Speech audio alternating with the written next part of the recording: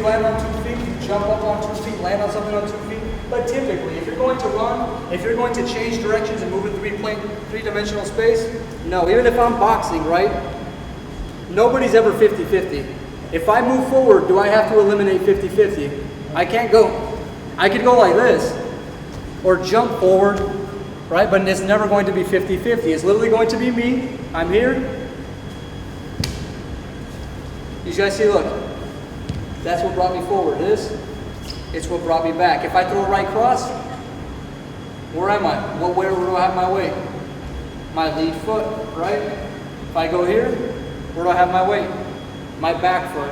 And if I go 50-50, I can do 50-50 maybe to throw a punch, but if I was going to throw a baseball, if I was going to throw it as hard as I can, what do pitchers do? They're here, right? They exchange, then they throw the ball, and they throw it. And they alternate feet.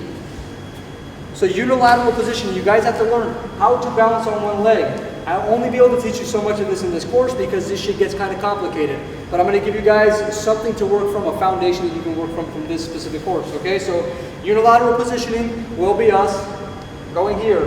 1 foot is back, 1 foot is forward. Okay, it's almost like if you think about ASIS, right?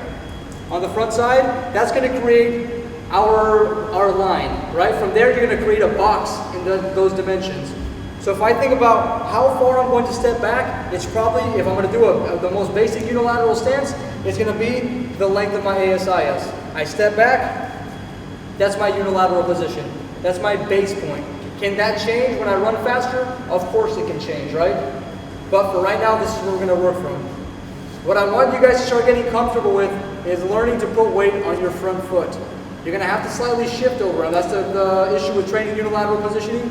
But I want you guys used to balancing on one leg, having maybe about 5% of your pressure onto your back foot, and you're going to hang out here. Okay? Now, I want you to minimize how much you shift your pelvis anteriorly. I want you guys to think about slightly eccentrically loading as you're on your front heel. Start noticing in what direction your knee moves. If you go here and you balance on your left leg, what direction do you see your knee go? Look down at your knee. So if you balance here, what direction do you see your knee going? You may see it go inward, some people may go outward. What is that an indication of? What function are we not using? So you're thinking frontal plane, right? How do the legs move? They need to move in the sagittal plane, right? So this byproduct of knee valgus and varus is a result of what? What are we lacking? TVA activation. We're lacking TVA activation, kind of, but what are we really lacking? We're looking at the legs, what are we lacking? Hip, what? Extension. We're lacking sagittal plane. So you get people that put a band here, they say, well, you got a knee valgus, let's put a band here. And we'll pull it that way. What's the problem with that? Is that promoting more of this? Which is a reason your body has to do this or this? Do you guys see what I mean by this? Is this a frontal plane issue? If my knee goes in like this or goes out, is that frontal plane?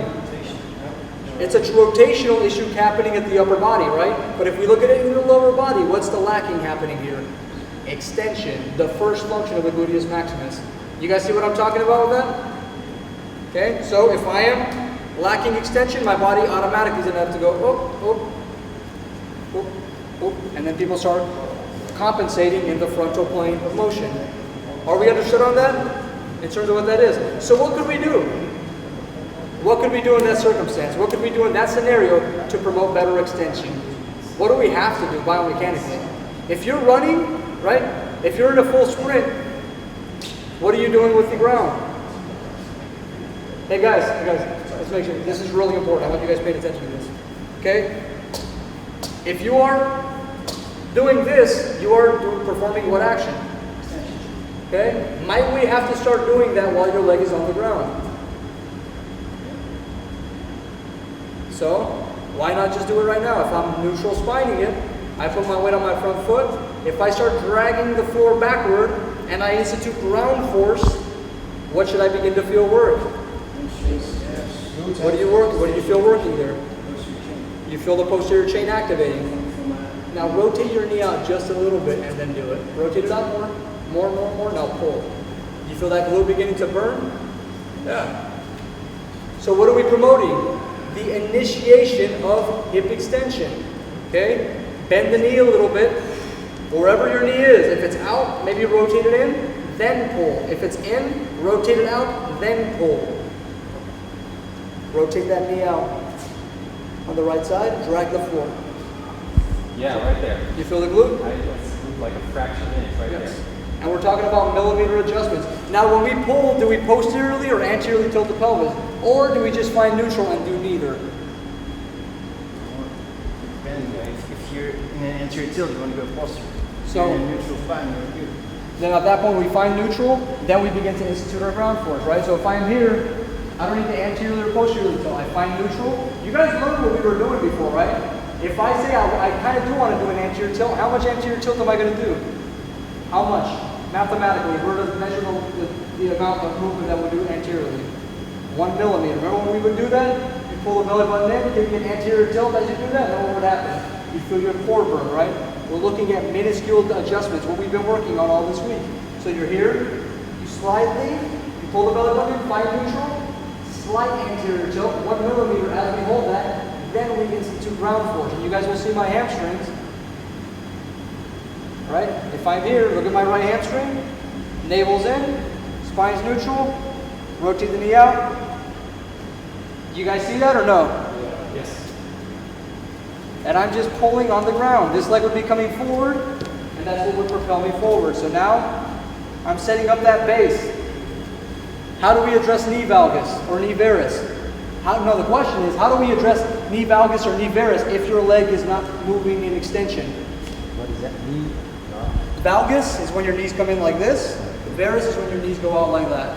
Okay? Think about it. If I move like this with my pelvis every time I walk, what happened the first time I pushed you guys? How'd you go? We saw lateral flexion, right? If I have you take a step, right, where's your knee going to fall? In, pelvis is going to fall out if you institute lateral flexion with your spine, right? So because people compensate in this direction here, what's eventually going to come? Either a valgus or a varus, one or the other. You can't have one or the other. And what function is missing, guys? Extension. Keep it simple. If you see the knee going this way or that way, what's the simple solution here? Understand extension. Understand flexion and extension. If you get that, then you don't have to worry about, well, do I need to load the gluteus medius? What are you promoting when you load the gluteus medius here, guys? More of the same shit. Isn't the body already compensating laterally? Is it not already doing this too much? By loading the gluteus medius in the frontal plane, are you not creating the same freaking pattern? But you see everybody everywhere, still, let's load the glute medius, let's stabilize with the glute medius, QLs maybe, right? You see them constantly stabilizing that way, but what's the problem? You are not propelling yourself this way. So when I'm on one leg, what am I doing? I'm suspending myself, right? Extension of the femur and rotation through the trunk. The lats work along with this extension. So what's holding me up? Rotation, right? It has to be learned here.